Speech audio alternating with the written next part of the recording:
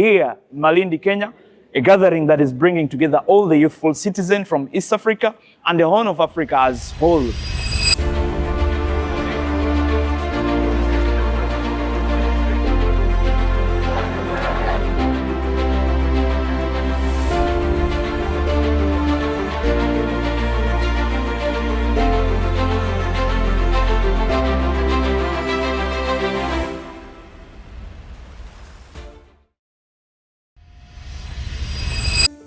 NIP Kenya has been able to shift my mindset, which is going to take me to asking one question that I wanted to direct to them. First, I have one for Ronnie, which is in the 19 years that you've worked with young people, what are some of the visible, conspicuous problems that the youth maybe not that they are facing, because not that they are facing, but the problems that are with the youth? Because all these 19 years we've been training you, but what happens to them? Why are you still in a position where our countries are suffering? What happens to these youth that you've been training and that you've been working with? My question is, how can political parties address the political apathy and mistrust among the youth for them to be more cooperative in participation?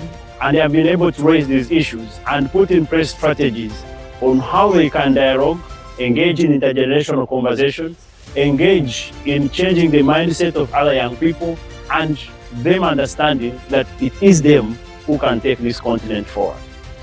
Problems and the discrimination that they face, the society has to work with all of us and we all have to get along. But for us, you feel that you have to recognize that you're not better than anyone just because of who you are or who you identify as. Most of the young people nowadays think getting into politics is a source of income. So when we are complaining about commercialization of politics as a barrier, why don't we also think about it that young people are also looking at it as a means of accumulating wealth quickly? So I would like to ask Mr. Primus, how best can we change this mindset? Young people, despite where you come from, despite what you have in your pocket, how they're going to become police champion and gain those political representation in the area. How are we striking the balance between the democracy that we are experiencing here in Kenya and the undemocratic and unconstitutional ways we are seeing being implemented in Burkina Faso, in Mali, Niger, and are seemingly working? That have strong and long-term years of working on democracy. So these young people working with these partners are going to ensure the ideas that have been deliberated on will be implemented in their specific countries. We as the youth, we have to leverage on our strength. We have to utilize our strength. What is our strength? We have the number. Most of the African countries, we are talking about 78% of the population being like less than 5 years. In Kenya, in Uganda, in Somalia, in many African countries, the majority of the population is the ones. How about you? So if not we are actually youth, we can utilize those. The elderly people will have the money, they'll have the power, but we as the youth, we can decide to stick together. Our strength is in our numbers, right? But we cannot do it alone. We that have been baptized. We have to baptize others as well. We have to work with the interior in those villages in Nigeria.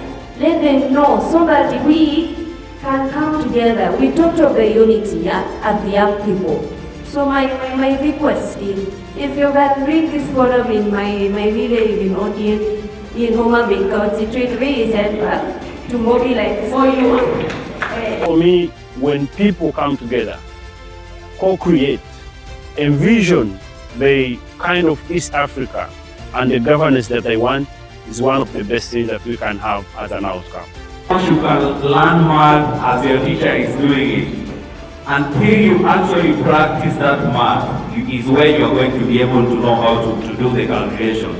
So I am saying that as we are just talking about the policies and the youth barriers to politics, the first barrier is ourselves, because we are not taking that opportunity to go for that seat. And I'm declaring here that I'm going to run with the member of parliament of the constituency in my community, and I'm telling all of you to do the same.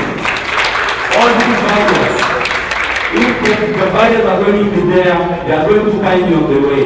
If you cannot walk, you have to crawl. If you cannot crawl, you can even send someone. But by all means, we have to do it. We have to become communist power! Communist power! Communist power! We are fighting an existential war, the war for survival. And we cannot continue living in poverty amidst plenty. We cannot continue being hungry amidst plenty of land that is arable. We cannot continue begging, yet we have all the resources that we need. So it's our time to realize the potential that we have. It's our time to recognize that we have the ability to be self-sustaining, we have the ability to transform our lives and ensure that Africa must rise.